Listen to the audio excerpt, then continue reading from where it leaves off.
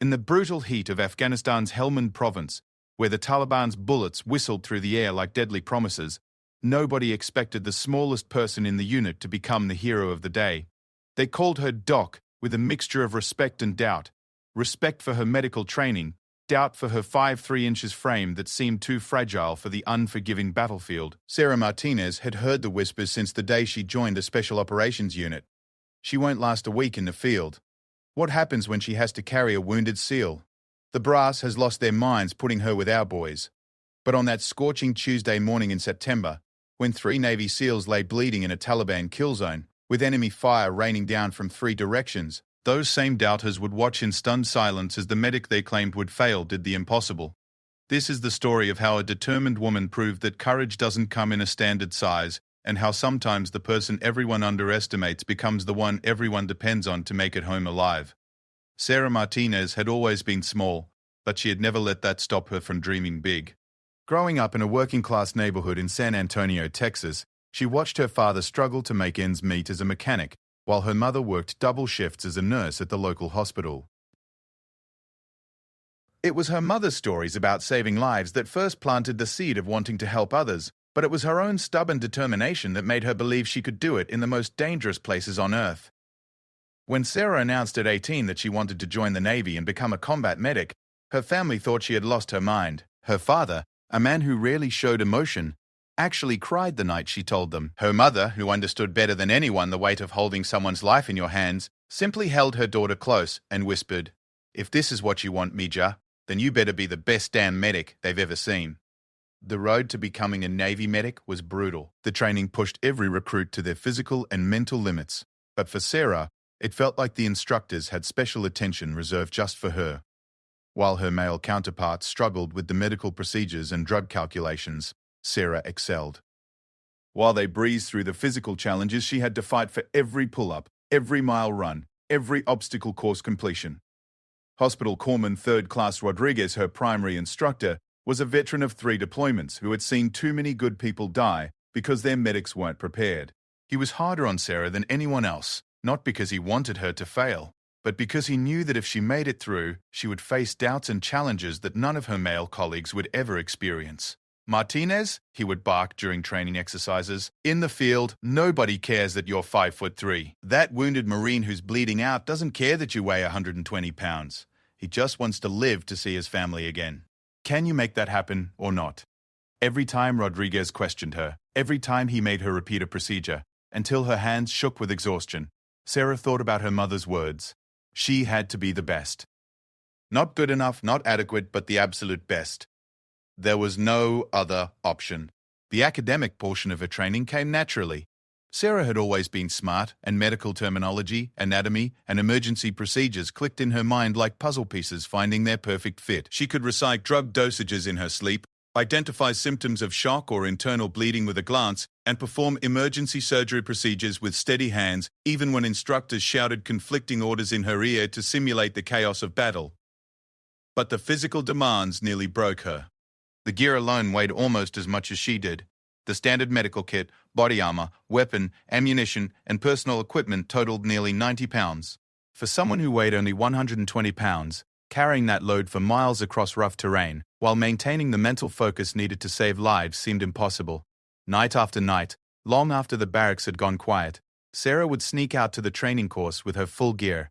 She would practice carrying wounded dummies that outweighed her by 50 pounds or more.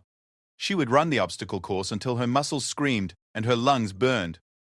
She would practice emergency procedures with shaking hands and blurred vision, pushing herself to maintain precision even when her body wanted to quit. The other recruits noticed her extra training, and reactions were mixed. Some admired her dedication. Others whispered that she was trying too hard to prove something that could never be proven. A few, led by a recruit named Davidson who stood 6'4" and seemed to view her presence as a personal insult, actively worked to undermine her confidence. Davidson had come from a military family and considered himself destined for special operations. He made no secret of his belief that women had no place in combat roles, especially not in units where lives depended on physical strength and endurance. He would make comments just loud enough for Sarah to hear, about how she would get good men killed, how she was taking up a spot that should go to someone who could actually do the job. The psychological warfare was almost worse than the physical challenges. Sarah had dealt with doubt from others her entire life, but this felt different. These weren't random people questioning her abilities. These were future colleagues who might one day depend on her to save their lives, and they were making it clear they had no faith in her whatsoever. The breaking point came during a field exercise designed to simulate a mass casualty event. Multiple wounded soldiers were scattered across a training ground while live ammunition was fired overhead to create the stress and chaos of real combat. Each medic had to reach their assigned casualties, perform emergency medical procedures, and evacuate them to safety while instructors graded their performance. Sarah's assignment was particularly challenging. She had to reach 2 casualties positioned in different locations, one with a simulated gunshot wound to the chest, and another with a severe leg injury that required immediate tourniquet application. The distances involved meant she would have to carry her full gear across rough terrain twice, perform complex medical procedures under fire, and then physically evacuate casualties who were much larger than herself. As she prepared for the exercise, Davidson approached her with what he probably thought was a helpful suggestion. "Martinez," he said with mock concern. "Maybe you should ask Rodriguez if you can team up with someone for this one. I mean, we all know you're going to need help with the casualties. No shame in admitting what we all already know." The comment was intended to shake her confidence, but it had the opposite effect. Something hard and determined settled in Sarah's chest, a cold anger that burned away her doubt and left behind pure focus.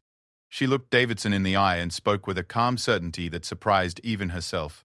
"I don't need help," she said, "and when we're all deployed and the real bullets are flying, you better hope I'm the one running toward you if you get hit, because I'll be the best medic any of you have ever seen." The exercise began with the sharp crack of simulated gunfire. Sarah moved across the training ground with her heavy pack, her mind automatically calculating distances, wind direction, and the fastest routes to her casualties. The first casualty was Recruit Thompson, a quiet kid from Minnesota, who had always treated her with respect. He was playing the role of a chest wound victim, which meant Sarah had to assess his breathing, check for pneumothorax, and simulate the insertion of a chest tube under combat conditions. Her hands moved with practiced precision as she worked. Cut away the uniform, assess the wound, check for exit wounds, monitor breathing patterns. The instructor shouted at her, trying to break her concentration, but she had learned to tune out everything except the task at hand. In her mind, Thompson wasn't a fellow recruit lying in the dirt. He was a real casualty, whose life depended on her skills and judgment. Possible pneumothorax, diminished breath sounds on the right side. She called out to the evaluating instructor, preparing for needle decompression.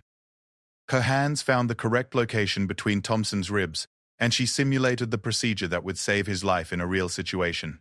Casualty stabilized, the instructor noted on his evaluation sheet. Time to completion, 4 minutes, 30 seconds. Good work, Martinez. Now move to your second casualty.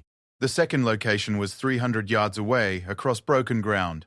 Sarah's legs were already burning from the weight of her pack, but she forced herself to maintain a steady pace. In a real situation, every second could mean the difference between life and death for a wounded soldier, and she had trained herself to ignore fatigue when lives were at stake. Her second casualty was Davidson himself. He lay sprawled on the ground with a simulated leg wound that, in reality, would have meant severe arterial bleeding and potential loss of limb if not treated immediately. When he saw that Sarah was his assigned medic, his expression shifted from the pain he was supposed to be simulating to something much more complex. "Well," he said, breaking character slightly, "this should be interesting." Sarah dropped to her knees beside him and immediately went to work. In training scenarios, medics were supposed to maintain the illusion of real emergency care, which meant talking to the casualty, explaining procedures, and providing reassurance while working. But as she began her assessment of Davidson's simulated injury, her focus narrowed to the purely medical aspects of the situation. Severe trauma to the right leg, possible arterial involvement. She announced to the evaluating instructor. Her hands moved quickly to apply a tourniquet above the wound site. "I need to stop the bleeding before shock sets in." Davidson watched her work with growing amazement. Her hands were steady and sure as she simulated the emergency procedures. She applied the tourniquet with exactly the right amount of pressure, checked his pulse and blood pressure, and began preparing him for evacuation. There was no hesitation, no uncertainty in her movements. "You're going to be okay," she told him as she worked, her voice carrying the kind of calm authority that could steady a panicked soldier in a real emergency. "The tourniquet will control the bleeding until we can get you to the field hospital. I need you to stay awake and keep talking to me." But the real test was still ahead. Sarah had to evacuate Davidson from the field. which meant carrying or dragging a man who outweighed her by 80 pounds across 300 yards of rough terrain, while enemy fire continued overhead. It was exactly the kind of scenario that her critics claimed she could never handle. She looked at Davidson, who was watching her with an expression she couldn't quite read. "This is where you prove them wrong," he said quietly, speaking just loud enough for her to hear over the simulated gunfire. Sarah considered her options. She could try to carry Davidson in a traditional fireman's carry, but his weight advantage made that nearly impossible for any significant distance. She could drag him, but that would be slower and potentially more traumatic for a real casualty. Instead, she chose a technique she had practiced countless times during her midnight training sessions. She positioned herself at Davidson's head and grabbed him under the arms, then began moving backward across the field. This technique, called a drag carry, allowed her to use her leg strength and body weight to move him while keeping his airway clear and maintaining visual contact with potential threats. It wasn't fast and it wasn't pretty, but it was effective. Step by step, Sarah pulled Davidson across the training ground. Her muscles screamed with the effort, and sweat poured down her face despite the cool morning air. The instructors followed alongside, noting her technique and timing her progress. Other recruits who had finished their scenarios gathered to watch, their expressions ranging from amazement to grudging respect. Halfway across the field, Sarah's legs began to shake with exhaustion. Her breathing became labored, and for a moment doubt crept into her mind. Maybe Davidson was right. Maybe she wasn't strong enough for this. Maybe she was fooling herself about what she could accomplish. But then she thought about her mother, working double shifts to support the family, never complaining about the exhaustion or the weight of responsibility. She thought about all the midnight training sessions, all the times she had pushed herself beyond what seemed possible. Most importantly, she thought about the real soldiers who might one day depend on her to bring them home alive. "Come on, Martinez," Davidson said softly. "You've got this." His encouragement surprised her, but it also gave her the boost she needed. Sarah adjusted her grip, found a better rhythm, and continued moving. Her world narrowed to the simple mechanics of movement. Step, pull, breathe, step, pull, breathe. The distance between her and safety closed one agonizing yard at a time. When she finally reached the evacuation point, Sarah collapsed to her knees beside Davidson, her chest heaving with exhaustion. The timer in the instructor's hand read 14 minutes and 47 seconds from start to finish. For a casualty evacuation of that distance with those conditions, it was an outstanding time. Hospital Corpsman 3rd Class Rodriguez approached with his evaluation clipboard, his expression unreadable. Sarah forced herself to stand at attention despite her shaking legs, waiting for his judgment. "Martinez," he said, his voice carrying across the now quiet training ground. "That was textbook emergency medical care under combat conditions. Your procedures were correct, your timing was excellent, and your evacuation technique was effective and appropriate for the situation." He paused, looking around at the gathered recruits, many of whom were staring at Sarah with new expressions of respect. "More importantly," Rodriguez continued, "you just proved that being the best medic has nothing to do with how tall you are or how much you weigh.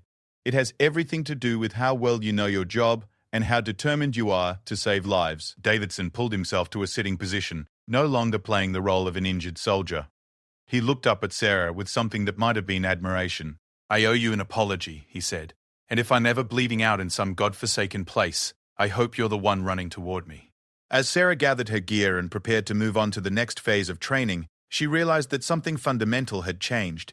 The doubt that had followed her since childhood, the voice that whispered she wasn't strong enough or tough enough, had finally been silenced by the evidence of what she could accomplish when she refused to accept limitations others tried to place on her. She was still the smallest person in her unit, and she probably always would be. But she was also proving, one training exercise at a time, that she could do the job better than most and as well as anyone. The road ahead would bring new challenges, but Sarah Martinez was beginning to understand that she had something more valuable than size or strength. She had the unshakable determination to save lives, no matter what it cost her personally.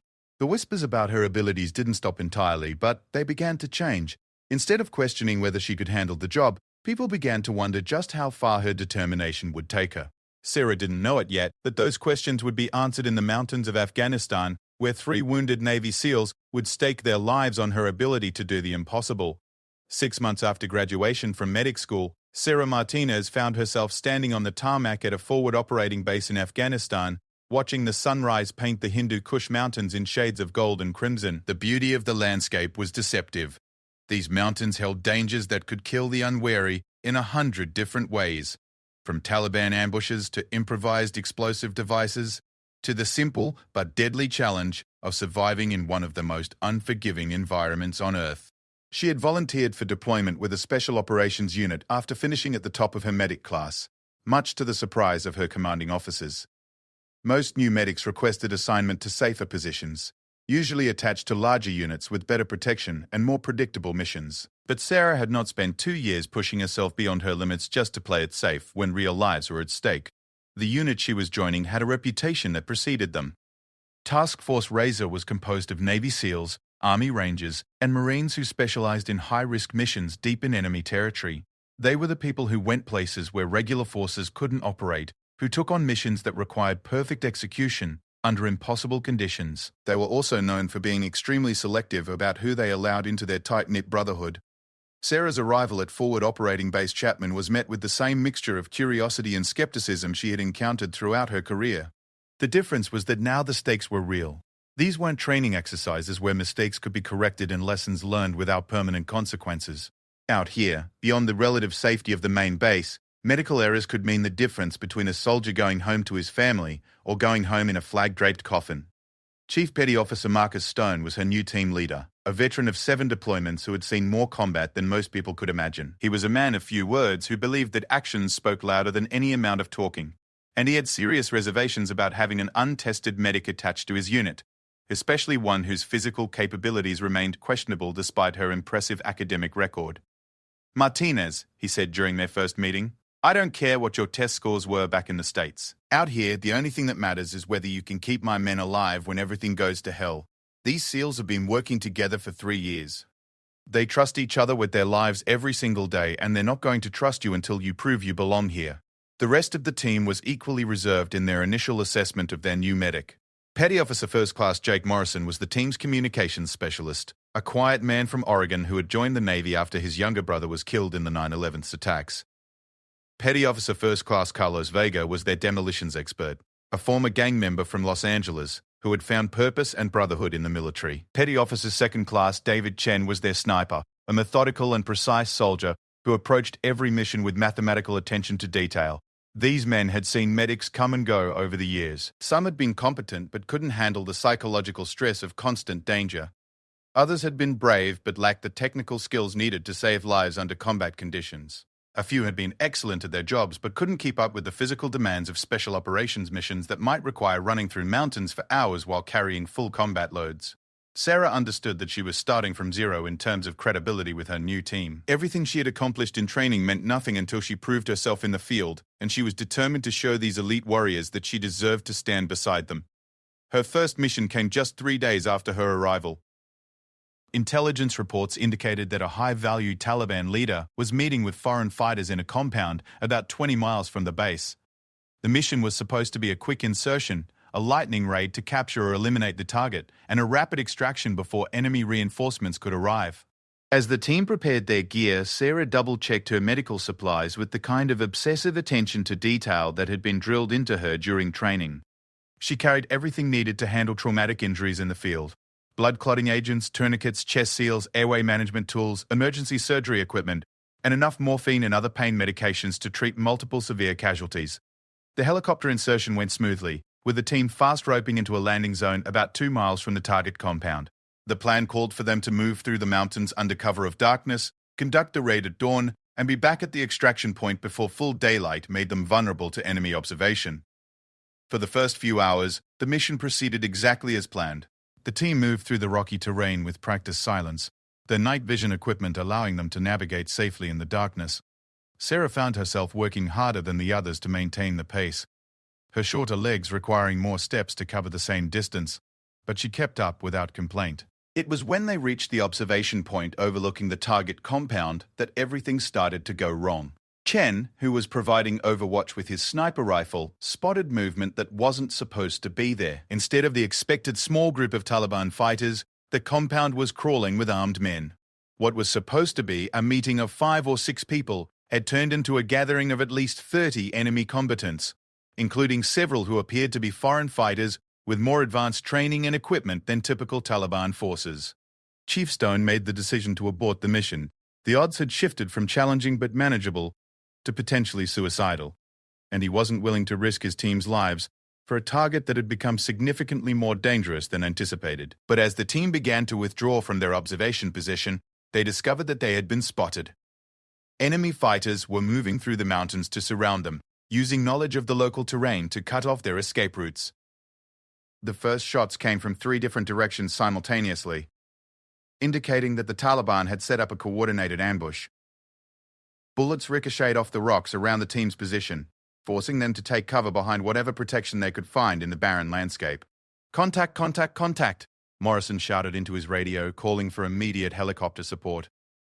But the extraction helicopters were more than an hour away, and the team's position was becoming increasingly untenable as more enemy fighters joined the attack. It was during the first few minutes of the firefight that Sarah got her first real test under combat conditions.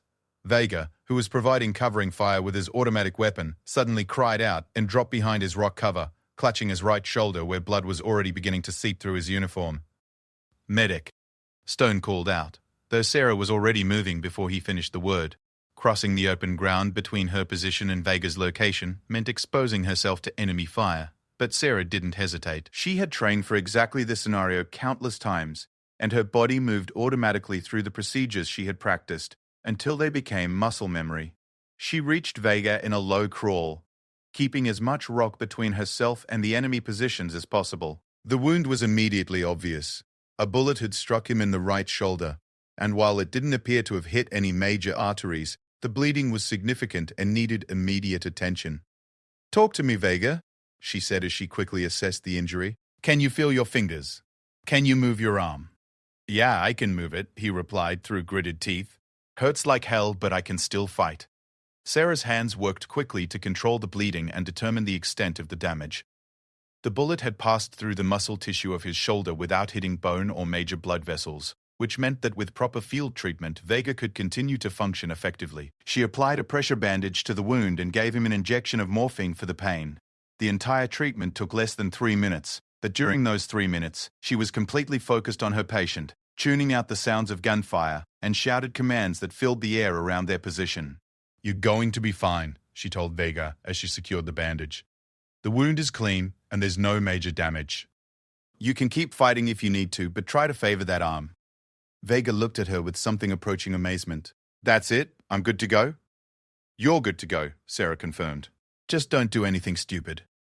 As Sarah made her way back to her original position, she noticed that the intensity of enemy fire had decreased slightly. Chen had managed to eliminate at least 2 of the attackers with precise sniper fire, and the remaining Taliban fighters had become more cautious about exposing themselves to his scope. But the team was still trapped in an increasingly dangerous situation.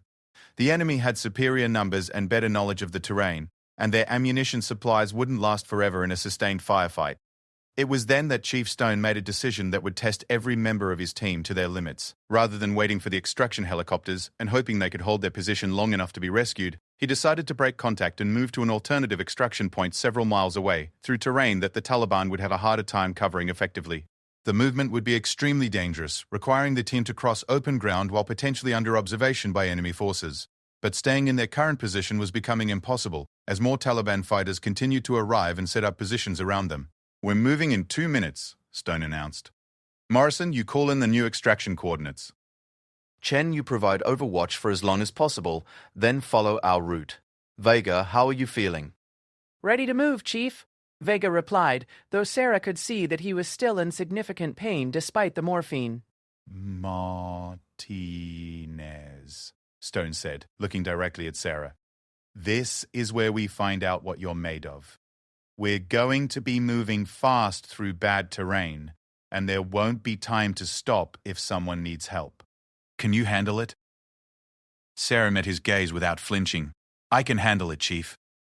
The movement began with Chen providing covering fire to suppress the enemy positions while the rest of the team bounded from cover to cover across the open ground. Sarah found herself running harder than she ever had in training, her heavy medical pack bouncing against her back with each step. The terrain was brutal. Loose rocks that shifted underfoot, steep inclines that left her gasping for air in the thin mountain atmosphere, and narrow passages between boulders that forced the team to move in single file while remaining vulnerable to enemy observation. After 30 minutes of hard movement, Morrison suddenly stumbled and fell, crying out as his ankle twisted on the unstable rocks. Sarah was beside him almost instantly, her hands quickly probing his injured ankle to assess the damage. "It's not broken," she reported to Stone after a quick examination, "but it's a bad sprain. He's not going to be able to move at full speed." Stone's expression was grim as he considered their options. Leaving Morrison behind was not acceptable, but carrying him would slow the entire team and make them more vulnerable to pursuit by Taliban forces, who were certainly following their trail. "I can make it," Morrison insisted, trying to stand on his injured ankle. But when he put weight on it, he immediately collapsed again, sweat beading on his forehead from the pain. Sarah made a quick decision that surprised everyone, including herself. "Give me your radio equipment," she told Morrison. "I'll carry your communications gear and help support you. We can make this work."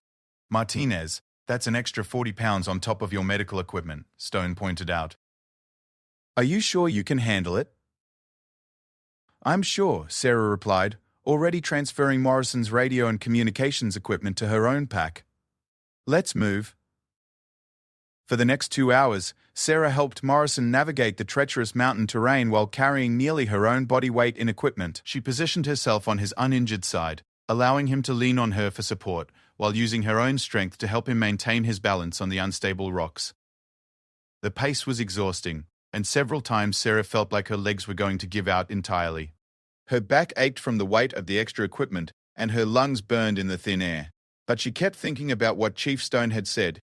These men trusted each other with their lives every day, and they wouldn't trust her until she proved she belonged with them. This was her chance to prove it. When they finally reached the extraction point, Sarah was barely able to stand upright. Her uniform was soaked with sweat despite the cool mountain air, and every muscle in her body screamed with exhaustion. But Morrison was still on his feet, and, more importantly, he was still alive. As the extraction helicopters approached, Chief Stone gathered the team for a quick debriefing. "Good work out there, everyone. We adapted to a bad situation and got everyone home safe." He looked directly at Sarah as he continued. "Martinez, you did outstanding work today. You kept Vega in the fight and got Morrison home. That's exactly what we need from our medic." Vega nodded his agreement. "Doc saved my ass back there. Quick, competent, and didn't waste time asking stupid questions." Morrison was even more direct. "She carried 40 pounds of my gear for 2 hours through mountains while helping me walk. I don't care if she's 5'3". As far as I'm concerned, she's earned her place on this team." As they boarded the helicopters for the flight back to base, Sarah realized that something fundamental had changed in how the team saw her. The skeptical glances and carefully neutral comments were gone, replaced by the kind of casual acceptance that indicated she was no longer an outsider trying to prove herself. Chen, who had barely spoken to her since her arrival, handed her a bottle of water as they settled into their seats. "Good job out there, Doc," he said simply. "Welcome to the team." Sarah accepted the water gratefully, her throat raw from breathing the dusty mountain air. As the helicopter lifted off and the Hindu Kush mountains fell away beneath them, she allowed herself a moment of satisfaction. She had passed her first real test in combat, but more importantly, she had proven to herself that all the training, all the midnight practice sessions, all the determination to be the best medic possible, had prepared her for exactly this kind of challenge. She didn't know it yet, but this mission was just the beginning. In the weeks and months ahead, Task Force Razor would face increasingly dangerous assignments, and Sarah would be tested in ways that would push her skills, her courage, and her determination to their absolute limits. But for now, as the helicopter carried them back to safety, she was content to know that she had earned something that couldn't be taught or given: the trust of the men who depended on her to keep them alive. In the dangerous world of special operations, that trust was more valuable than any medal or commendation, and Sarah had begun to understand that she was capable of meeting any challenge that lay ahead. The doubt that had followed her from childhood was finally beginning to fade, replaced by a quiet confidence born from proven performance under the most demanding conditions imaginable. She was no longer the medic they didn't want. She was the medic they couldn't afford to lose. 3 months into her deployment, Sarah had become an integral part of Task Force Razor. The initial skepticism about her abilities had been replaced by genuine respect from her teammates, who had witnessed her competence under fire on multiple occasions. She had treated everything from gunshot wounds to shrapnel injuries to severe burns, and her calm professionalism in crisis situations had earned her a reputation as one of the finest combat medics in the region. But nothing in her training or previous experience had prepared her for the mission briefing on September 15th, when Chief Stone gathered the team in the secure communications room to discuss what would become the most dangerous operation of their deployment. Intelligence sources had identified a high-value target in the remote Karengal Valley, an area so dangerous that soldiers called it the Valley of Death. Taliban forces had been using the region as a staging area for attacks on coalition forces, and the target was a senior Taliban commander responsible for coordinating those attacks with foreign fighters from Pakistan and Chechnya. The mission parameters were challenging from the beginning. The target compound was located in extremely hostile territory, surrounded by Taliban strongholds, and accessible only through mountain passes that enemy forces knew intimately. The insertion would have to be conducted at night to avoid detection, and the extraction would be complicated by the fact that helicopter landing zones were limited in the rocky terrain. Most concerning of all was the intelligence assessment that the target would be heavily protected by experienced fighters who had been preparing for exactly this kind of coalition raid. Unlike the more typical Taliban forces they had encountered in previous missions, these would be well-trained, well-equipped and highly motivated adversaries who wouldn't hesitate to fight to the death rather than allow their commander to be captured. "This is not a routine operation," Chief Stone told the assembled team. "The risk level is extremely high, and we should expect significant enemy resistance. Everyone needs to understand that this mission could go sideways very quickly." Sarah listened to the briefing with growing concern, not about her own safety, but about the likelihood that her medical skills would be severely tested before the mission was over.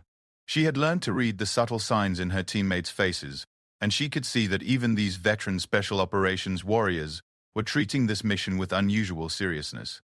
Vega, whose shoulder wound from their previous mission had healed completely, was checking and rechecking his demolitions equipment with even more attention to detail than usual. Morrison was running multiple communications checks to ensure they would have reliable contact with supporting elements. Chen was spending extra time zeroing his rifle and studying satellite photographs of the target area to identify the best overwatch positions. The mission would begin with a helicopter insertion at a landing zone 6 miles from the target compound, followed by a night movement through difficult mountain terrain. The team would establish an observation post before dawn, conduct surveillance to confirm the target's presence, and then execute a rapid assault designed to capture or eliminate the Taliban commander before enemy reinforcements could arrive. Sarah spent the hours before departure conducting her own preparations with the same meticulous care her teammates were applying to their equipment. She inventoried her medical supplies, checking quantities of blood-clotting agents, tourniquets, chest seals, emergency surgery equipment, and pain medications.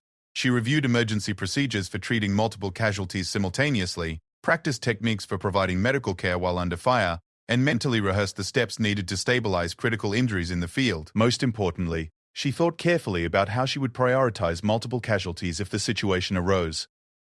In a perfect world, she would have unlimited time and resources to treat every injured person with the same level of care. But in combat, medics often faced horrific choices about which patients to treat first, when resources were limited and lives hung in the balance. The flight to the insertion point took 2 hours through mountain passes that required the pilots to fly with night vision equipment while maintaining radio silence to avoid detection by Taliban spotters. Sarah sat quietly in the helicopter, feeling the familiar mixture of nervous energy and focused determination that preceded dangerous missions. As they approached the landing zone, Chief Stone gave final instructions to the team. "Remember, we're going into their backyard this time. They know this terrain better than we do, and they've probably prepared for raids like this. Stay alert, watch each other's backs, and be ready for anything." The helicopter insertion went smoothly, with the team fast roping onto a rocky plateau, surrounded by towering peaks that looked like ancient sentinels in the moonlight. The pilots immediately departed for the safety of friendly airspace, leaving Task Force Razor alone in one of the most dangerous valleys in Afghanistan. The movement to the target area took 4 hours through terrain that challenged even these experienced special operations soldiers. The path led through narrow defiles between massive boulders, up steep inclines where loose rocks threatened to send climbers tumbling into dark crevasses, and across exposed ridgelines where enemy observation was a constant concern. Sarah found herself working harder than ever to maintain the pace required by the mission timeline. Her medical pack seemed heavier than usual in the thin mountain air, and the rocky terrain demanded constant attention to avoid injuries that could compromise the entire operation. But she kept up without complaint, drawing on the physical and mental conditioning that had been built through months of training and combat experience. They reached the observation point just as the eastern sky began to show the first hints of dawn. Chen immediately moved into position with his sniper rifle, using his scope to conduct detailed surveillance of the target compound while the rest of the team prepared for the assault phase of the mission. What they saw through Chen's scope was both encouraging and alarming. The Taliban commander was definitely present in the compound, which meant the intelligence had been accurate and the mission could proceed as planned. But the number of armed guards was higher than expected, and their positioning indicated a level of tactical sophistication that suggested they were dealing with experienced fighters rather than typical Taliban forces. Chief Stone made the decision to proceed with the mission despite the increased opposition. The target was too valuable to pass up, and waiting for better conditions might mean losing the opportunity entirely if the Taliban commander moved to a different location. The assault began at first light, with Chen providing overwatch from his concealed position, while the rest of the team moved into their attack positions around the compound. The plan called for Vega to breach the main entrance with explosive charges while Morrison and Stone assaulted through the breach. Sarah would remain in a covered position outside the compound to provide medical support if needed while maintaining communications with supporting aircraft. For the first few minutes, everything proceeded according to plan. Vega's explosive charges blew open the compound's main gate with a thunderous roar that echoed off the surrounding mountains. Stone and Morrison moved through the breach with practiced efficiency, their weapons firing in controlled bursts as they cleared rooms and corridors in search of their target. Sarah monitored the assault from her position 50 meters away, listening to the radio communications that kept her informed of the team's progress. "Building 1 clear," came Morrison's voice. Moving to Building 2.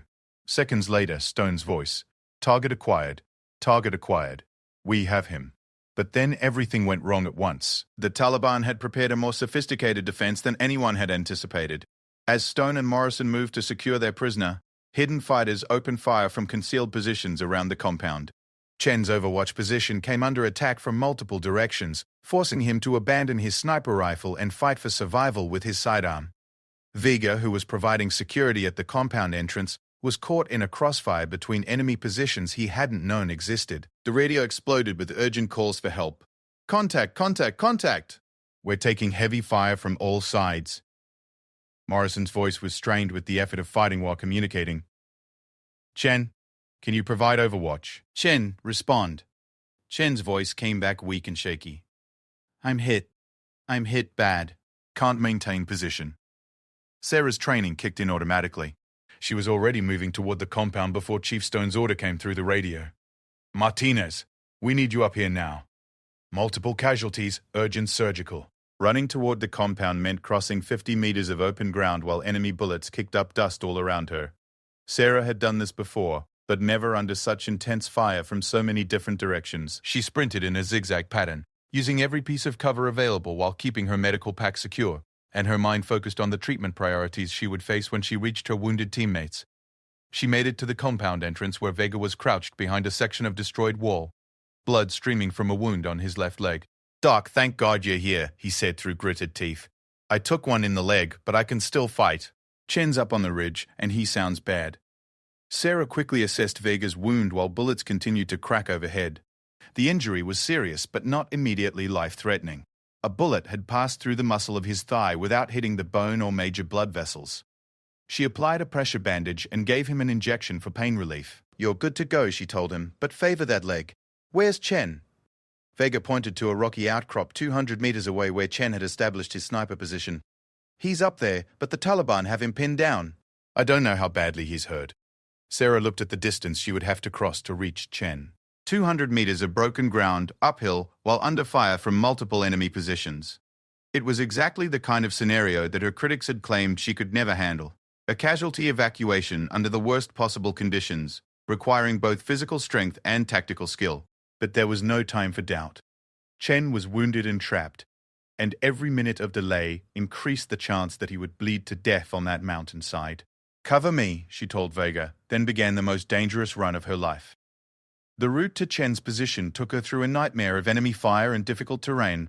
Taliban fighters were shooting from at least 3 different locations, and their bullets seemed to come from every direction at once. Sarah moved in short rushes from cover to cover, using boulders and rocky outcrops to shield herself while climbing steadily toward Chen's position.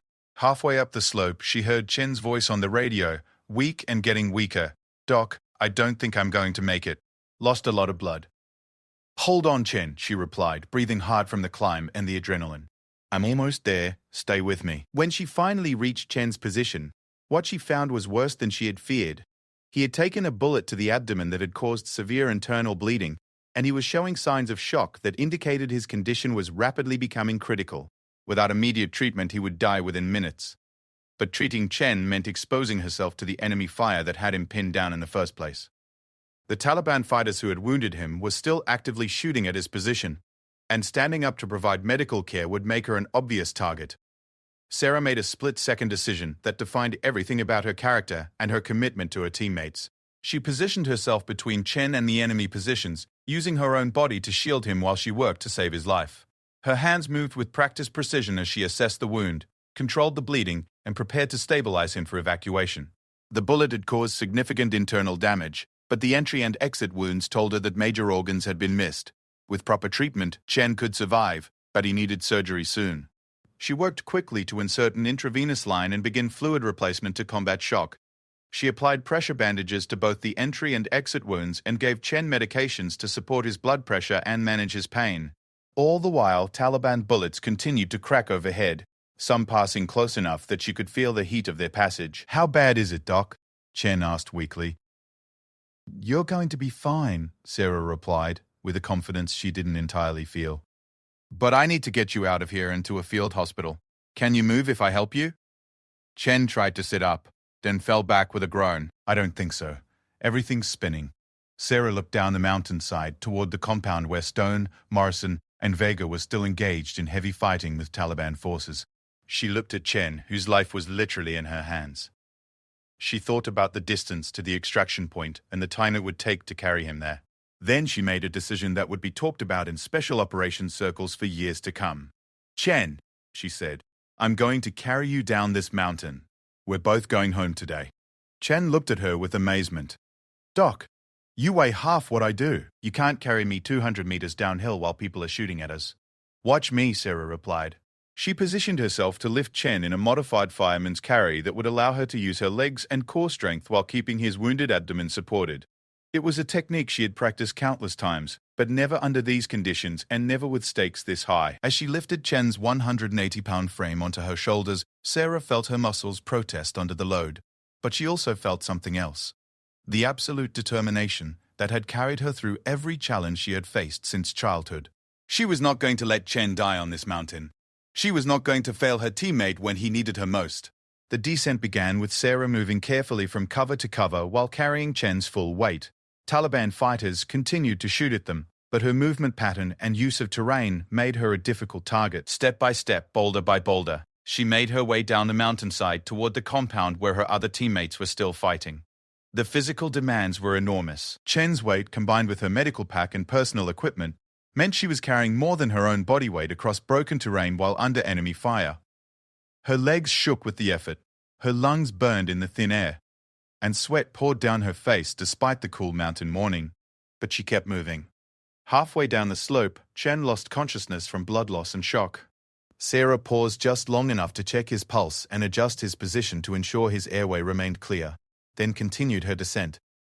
She couldn't carry him and provide medical treatment simultaneously, so she had to trust that her initial treatment would keep him alive until she could get him to safety. When she finally reached the compound, Vega saw her coming and immediately moved to provide covering fire while she made the final approach. Chief Stone's voice came over the radio with obvious amazement. "Martinez, what's your status?" "How's Chen?"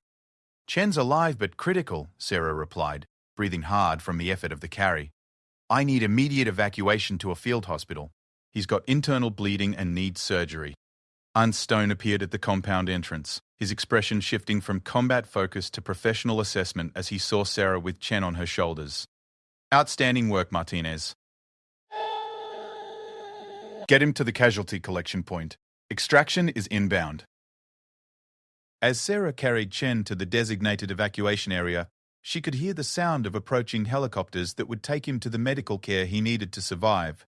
She had done the impossible, carried a wounded teammate to safety under enemy fire across terrain that would challenge even the strongest soldiers. But the mission wasn't over yet, and Sarah wasn't done proving what she was capable of when lives were on the line. As the medical evacuation helicopter lifted off with Chen aboard, Sarah felt a moment of relief that was quickly replaced by the realization that the mission was far from over. The Taliban commander had been successfully captured during the compound assault, but enemy reinforcements were converging on their position from multiple directions. turning what was supposed to be a quick raid into a running battle for survival. Chief Stone gathered the remaining team members at the compound's main building, his expression grim as he assessed their tactical situation. "We've got Taliban fighters moving in from 3 directions," he reported. "The extraction helicopters can't reach us at this location because of the enemy positions on the surrounding ridgelines. We need to move to the alternate extraction point, and we need to move now." The alternate extraction point was located in a valley 2 miles away, which meant crossing open terrain while carrying their captured prisoner and dealing with pursuing enemy forces. Under normal circumstances, this would have been challenging but manageable for a team of elite special operations soldiers. But the situation was anything but normal. Morrison had been wounded during the compound assault when a piece of shrapnel from a Taliban grenade had torn through his left shoulder and embedded itself in his chest.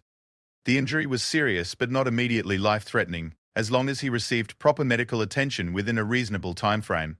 However, the shrapnel's location meant that strenuous physical activity could cause the metal fragment to shift and potentially damage vital organs. Vega was still dealing with the gunshot wound to his leg that Sarah had treated earlier. While her field treatment had stopped the bleeding and allowed him to continue fighting, the injury was becoming increasingly painful as the initial adrenaline wore off, and his mobility was definitely compromised. Stone himself had taken a bullet graze across his ribs that, while not serious in medical terms, was bleeding steadily and causing significant pain. He had refused Sarah's offers to treat the wound, insisting that the team's movement to safety took priority over his comfort. That left Sarah and 3 wounded SEALs to escort a valuable prisoner across hostile territory, while Taliban fighters pursued them with the knowledge that they were fighting on familiar ground against a numerically inferior force. Sarah quickly triaged her teammates' injuries to determine who needed immediate treatment and who could wait until they reached safety. Morrison's chest wound was the most serious, requiring careful monitoring to ensure the shrapnel didn't shift position. Vega's leg wound needed cleaning and rebandaging to prevent infection. Stone's injury was the least serious but was affecting his stamina and concentration. "Give me 5 minutes to treat these wounds properly," she told Stone, "and we'll all move faster and safer." Stone nodded reluctantly, understanding that proper field treatment now would prevent more serious complications later. "Make it quick, Martinez. We've got bad guys moving toward us from all directions." Sarah worked with swift efficiency, starting with Morrison's chest wound. She carefully examined the shrapnel entry point, noting that the metal fragment had penetrated between his ribs and lodged near his lung without puncturing it. The injury was painful and potentially dangerous if Morrison engaged in strenuous activity, but it wasn't immediately life-threatening. She cleaned and bandaged the wound, then gave Morrison an injection of pain medication that would help him function without completely dulling his tactical awareness. "This is going to hurt for a while," she told him, "but the shrapnel isn't in a position to cause major damage as long as you don't do anything crazy like getting into hand-to-hand combat." Morrison managed a weak grin despite his pain. "I'll try to remember that, Doc." Next was Vega's leg wound, which had reopened slightly during the compound fighting. Sarah cleaned the injury thoroughly, applied fresh bandages, and secured them with medical tape that would hold even during strenuous movement. She also gave him additional pain medication and anti-inflammatory drugs to reduce swelling. Finally, she treated Stone's rib injury, which was more serious than he had initially indicated. The bullet had gouged a deep furrow across his ribs, and while it hadn't penetrated his chest cavity, it had certainly damaged muscle tissue and was bleeding more heavily than a simple graze should have. "Chief, this needs stitches," Sarah told him as she examined the wound. "I can do a quick field suture job that will hold until we get back to base." Stone shook his head impatiently. "No time for that. Just bandage it up and let's move." Sarah looked him directly in the eye with an expression that brooked no argument. "Chief, you're losing blood faster than you think, and this wound is going to affect your performance. Give me 2 minutes to put in some quick stitches, and you'll be in much better shape for what's ahead." Something in her tone made Stone reconsider his refusal. He had seen Sarah's medical skills in action enough times to trust her judgment about injuries, even when it came to his own. 2 minutes, he agreed. Sarah worked with the kind of focused speed that came from months of practicing emergency procedures under pressure. She cleaned the wound, numbed it with local anesthetic, and put in 6 quick stitches that would hold the injury closed during movement. The entire procedure took exactly 90 seconds. "There," she said, as she applied a protective bandage over the stitches. "Now you won't leave a blood trail for the Taliban to follow." As the team prepared to move toward the extraction point, Sarah made a decision that would define the rest of the mission. Rather than treating her teammates' injuries as limitations that would slow the team down, she chose to see them as challenges that required creative solutions. she redistributed some of the team's equipment to compensate for their reduced physical capabilities. She took extra ammunition from Morrison to reduce the weight he was carrying. She assumed responsibility for monitoring the prisoner, allowing Vega to focus on movement without the additional burden of guard duty. She even convinced Stone to let her carry his radio equipment, though he insisted on maintaining communications himself. The movement toward the extraction point began just as Taliban fighters were spotted moving through the ridgelines around the compound. The team's route took them through a series of steep-sided valleys that provided some protection from observation, but also limited their options if they encountered enemy forces. Sarah found herself moving in a protective formation around her wounded teammates, constantly monitoring their condition while remaining alert for signs of enemy contact. She could see that Morrison was struggling with the pain from his chest wound, despite the medication she had given him. Vega was favoring his injured leg more than he wanted to admit. Stone was pushing himself harder than he should have been, trying to maintain his leadership role despite his injury. After 30 minutes of hard movement through difficult terrain, Morrison suddenly stumbled and fell to one knee, his face pale and his breathing labored. Sarah was beside him instantly, her hands checking his pulse and looking for signs of shock or internal bleeding. "The shrapnel," Morrison said through gritted teeth. "I think it shifted when I jumped down from those rocks." Sarah's examination confirmed her worst fears. Morrison's pulse was rapid and weak, indicating possible internal bleeding, and his breathing showed signs of respiratory distress that suggested the shrapnel might have punctured his lung. Without immediate medical intervention, he could go into shock and die within minutes. But they were still more than a mile from the extraction point, with Taliban fighters pursuing them and no possibility of helicopter evacuation at their current location. "Chief," Sarah said quietly, "Morrison needs immediate surgery. The shrapnel has shifted position and I think it's causing internal bleeding." Stone's expression was grim as he considered their options. Staying in their current position to treat Morrison would expose the entire team to capture or death when the pursuing Taliban forces caught up with them. But attempting to move Morrison in his current condition could kill him just as surely as enemy bullets. "What do you need?" Stone asked simply. Sarah looked around their position, a narrow valley between towering rock walls that offered limited protection but no real concealment. She thought about the medical equipment she carried, the skills she had learned in training, and the improvisation that might be required to save Morrison's life under impossible conditions. "I need 15 minutes and a defensive perimeter," she said. "I can stabilize him enough to move, but I have to do some field surgery first." Stone nodded without hesitation. "Vega, set up security facing our back trail. I'll watch the front. Martinez, you do whatever you have to do." What happened next was a testament to both Sarah's medical training and her ability to improvise under extreme pressure. Using her field surgery kit and the limited supplies available, she prepared to perform an emergency procedure to relieve the pressure on Morrison's lung and control the internal bleeding caused by the shifted shrapnel. She began by administering a local anesthetic around the insertion site, though she knew that the procedure would be painful despite her efforts to numb the area. Morrison watched her preparations with the calm acceptance of a professional soldier who understood that his life depended on his medic's skill. "Doc," he said quietly, "if this doesn't work, it's going to work," Sarah interrupted firmly. "I didn't carry Chen down a mountain, just to lose you in a valley." "Now stop talking and let me concentrate." The procedure required her to insert a chest tube between Morrison's ribs to relieve the pressure that was preventing his lung from functioning properly. In a hospital setting, this would have been done with proper equipment, sterile conditions, and supporting medical staff. In the field, she had to make do with improvised tools and her own training. Working by feel as much as sight, Sarah carefully inserted the chest tube into Morrison's pleural cavity, listening for the telltale hiss of escaping air that would indicate she had successfully relieved the pressure. When she heard it, she felt a surge of relief that was quickly replaced by the need to secure the tube and ensure it would remain functional during movement. "How does that feel?" she asked Morrison as she taped the chest tube in place.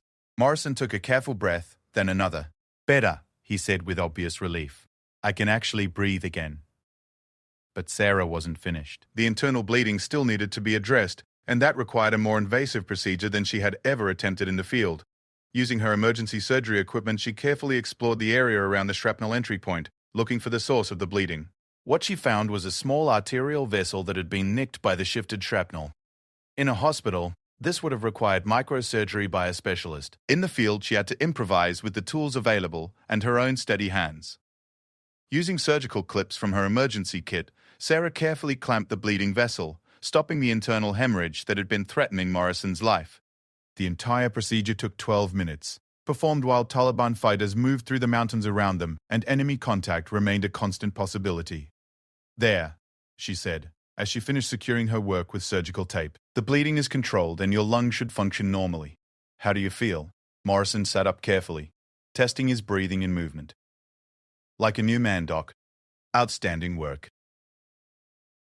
But even as Sarah felt satisfaction at saving Morrison's life, she knew that their situation remained desperate. They still had to reach the extraction point while carrying a prisoner and dealing with multiple casualties, and the Taliban pursuit was getting closer. It was then that Vega, who was providing rear security, spotted movement on the ridgeline behind them. "Chief, we've got company. At least a dozen fighters moving down the valley behind us." Stone assessed their tactical situation with the calm professionalism that had kept his team alive through countless dangerous missions. They could try to outrun the pursuing Taliban forces, but with 3 wounded team members, that option was unlikely to succeed. They could try to fight it out in their current position, but they would be outnumbered and outgunned by enemy fighters who knew the terrain better than they did.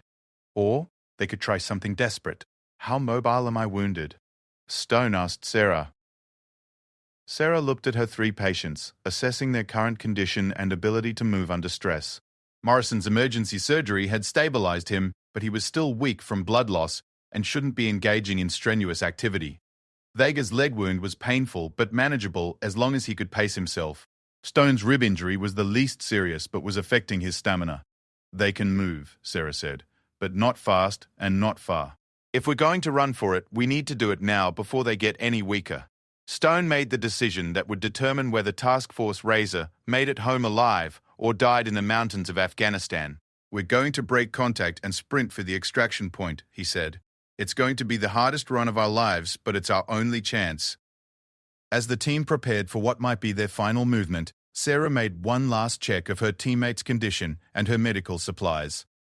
She redistributed equipment one more time, taking additional weight from her wounded colleagues, while ensuring she had immediate access to emergency medical supplies in case someone was hit during the run to safety. "Ready, Doc?" Stone asked. Sarah looked at her 3 wounded SEALs, men who had entrusted their lives to her medical skills and her determination to get them home safely. She thought about all the people who had doubted her abilities over the years, all the voices that had said she was too small, too weak, too female to handle the demands of special operations medicine. "Ready, Chief," she replied. "Let's bring our boys home." The final run to the extraction point became a race against time, pain, and overwhelming odds. Sarah found herself positioned in the center of the team's formation, close enough to provide immediate medical support to any of her wounded teammates while maintaining the pace needed to stay ahead of the pursuing Taliban forces. The terrain worked against them at every step. The valley floor was littered with loose rocks that shifted underfoot, threatening to twist ankles or send runners tumbling into hidden crevasses. The altitude made every breath a struggle, and the weight of their equipment seemed to increase with each passing minute. Morrison was moving through sheer force of will, his face pale and drawn from the emergency surgery Sarah had performed. The chest tube she had inserted was functioning properly, allowing his lung to inflate normally, but the trauma of the procedure and the blood loss from his internal bleeding had left him significantly weakened. Vega was gritting his teeth against the pain from his leg wound, which had begun bleeding again despite Sarah's bandaging. Every step sent a jolt of agony through his injured thigh, but he maintained the pace without complaint, understanding that falling behind would endanger the entire team. Stone was pushing himself harder than anyone, trying to maintain his leadership role despite the bullet wound across his ribs. Sarah could see that he was favoring his injured side, and that his breathing was becoming labored, but she also knew that suggesting he slow down would be pointless. Stone would die before he allowed his team to be captured because of his injuries. Behind them, the sounds of pursuit were getting closer. Taliban fighters were moving through the valley with the confidence of men fighting on familiar ground, and their knowledge of the terrain was allowing them to close the distance despite the head start Task Force Razor had gained. Sarah monitored her teammates constantly as they ran, watching for signs of shock, exhaustion, or medical complications that could turn their desperate escape into a catastrophe. She redistributed equipment on the move, taking additional weight from Morrison when she noticed him beginning to struggle, and keeping a careful eye on the chest tube that was literally keeping him alive. After 20 minutes of hard movement, the extraction point came into view. A relatively flat area surrounded by low hills that would provide the helicopter pilots with enough space to land while offering some protection from enemy observation. But even as Sarah felt a surge of hope at seeing their destination, she realized that their problems were far from over. The pursuing Taliban forces had anticipated their route and were moving to cut off their escape. Enemy fighters were visible on the ridgelines around the extraction point, positioning themselves to establish a killing field that would trap Task Force Razor in the open when the helicopters arrived. Chief Stone called for an immediate halt, using a cluster of large boulders for cover while he assessed their tactical situation.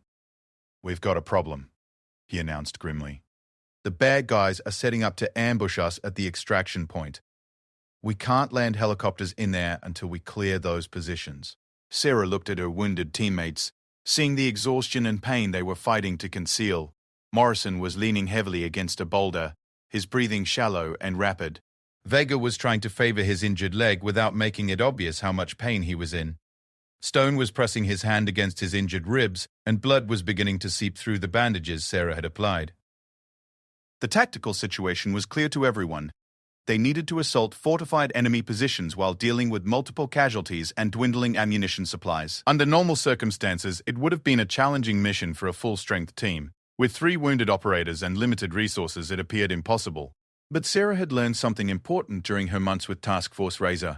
Impossible was just another word for a challenge that required creative thinking and absolute determination. "Chief," she said quietly, "what if we don't assault those positions? What if we make them come to us?" Stone looked at her with interest. "What do you have in mind?" Sarah pointed to their current position among the scattered boulders. "This is good defensive terrain. If we can draw the Taliban fighters down from the ridgelines, we can engage them from cover while the helicopters provide fire support from above. Instead of attacking uphill against prepared positions, we make them attack downhill against us." It was a risky plan that depended on timing, coordination, and the willingness of the Taliban fighters to abandon their advantageous positions for the chance to capture or kill the American Special Operations Team. But it was also their only realistic option given their current circumstances. Stone considered the proposal for about 10 seconds, then nodded his approval. "Do it. Vega, can you handle our prisoner while we set up defensive positions?" "Roger that, Chief," Vega replied, though Sarah could see the effort it cost him to stand upright. The next few minutes were spent in careful preparation for what would determine whether Task Force Razor survived the mission or died in the mountains of Afghanistan. Sarah positioned herself where she could provide medical support to any team member who was wounded during the coming fight, while also maintaining her own defensive position with her personal weapon. She checked her medical supplies one final time, ensuring that she had immediate access to blood clotting agents, bandages, pain medication, and emergency surgery equipment. If the defensive plan worked, they would be home safe within an hour. If it failed, she would be treating multiple casualties under enemy fire while trying to keep herself alive. Stone coordinated with the extraction helicopters, explaining the tactical situation and requesting close air support during the pickup. The helicopter crews were experienced in special operations extractions, and they understood the risks involved in landing in a contested area. "Roger, Razor 6, came the pilot's voice over the radio. "We're inbound with guns and medical support. Mark your positions and get ready for a hot extraction."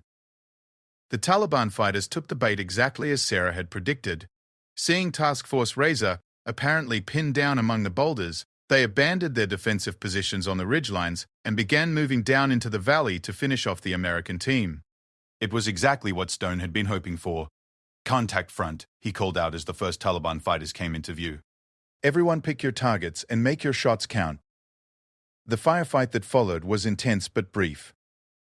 The Taliban fighters, expecting to find a demoralized and weakened enemy, instead ran into precisely aimed fire from concealed positions among the rocks. Chen's training as a sniper had rubbed off on his teammates, and each shot from the SEALs found its mark with deadly accuracy. Morrison, despite his chest wound and recent surgery, provided steady covering fire with his automatic weapon.